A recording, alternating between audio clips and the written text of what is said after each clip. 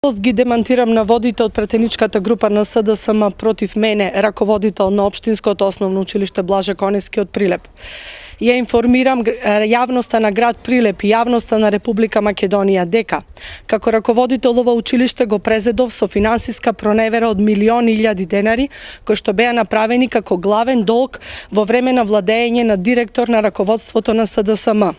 Локалната самоуправа на општина Прилеп на чело со градоначалникот Маријан Ристевски и со советот на општина Прилеп им ги исплати на добавувачите милионте денари по однос на заостанатиот долг и се уште основното јавно обвинителство трага по сторителот, затоа што недостасуваат тие милион денари кои што во времето на СДСМ ова училиште се уште ги нема.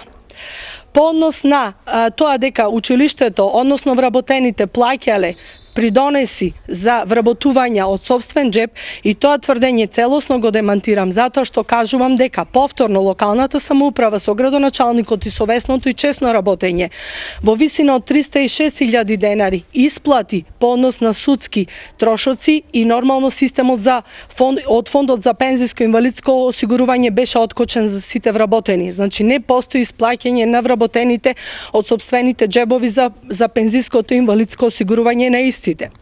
По однос на последниот навод од пресод на претеничката група на СДСМ, ве известувам исто така дека наводите по истото не се точни.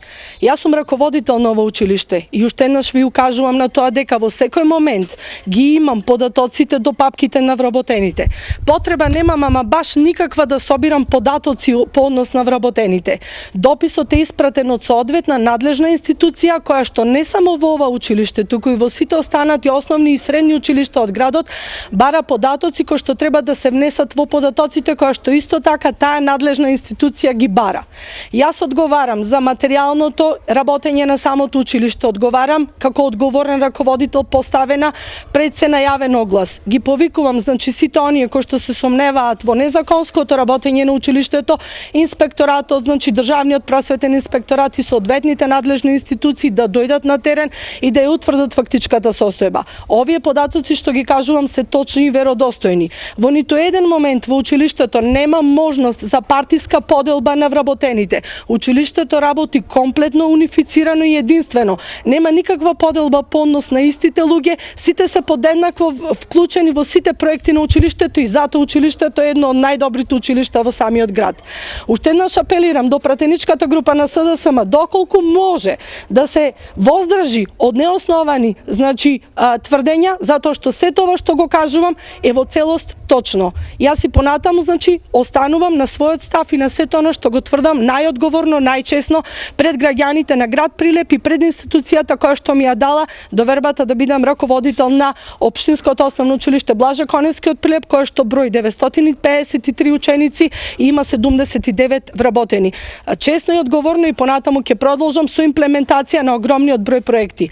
Влогот што беше направен, односно штетата што училиштето ја трпи од тие главен долг милион денари плюс судски трошоци, заедно со сите средства што локалната ги дава за реновирање на училиштето ќе преминат, не можам да ви кажам значи колкава сума или колкава бројка. И понатаму кога ќе бидам повикана да давам образложение, секогаш ќе настапувам аргументирано затоа што аргументите се на наша страна. Нема никаква потреба и никаква злоупотреба на податоци на вработени во училиштето, затоа што самата институција ги бара од нас како училиште да ги доставиме. Во врска со пресод во кој што беше спомнато основното училиште Страшо Пинџур од Мало Коњари, и во кој што беше на груб начин нарушуван угледот на ова училиште, сакам да изјавам неколку работи.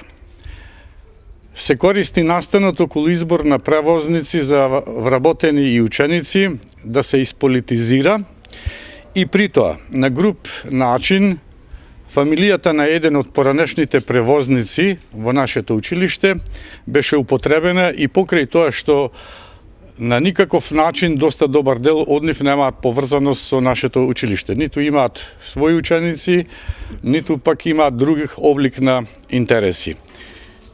Истите луѓе се обидоа да извршат социјален притисок врз директорот на училиштето, како и врз институцијата Основно училиште Страшо Пинџур од Мало Коњари, а се со цел да се додели превозот на нивниот роднина, кој што, впрочем, и не ги исполнува условите за доделување на тендер и практично се крие зад трета фирма како нивни подизведувачи.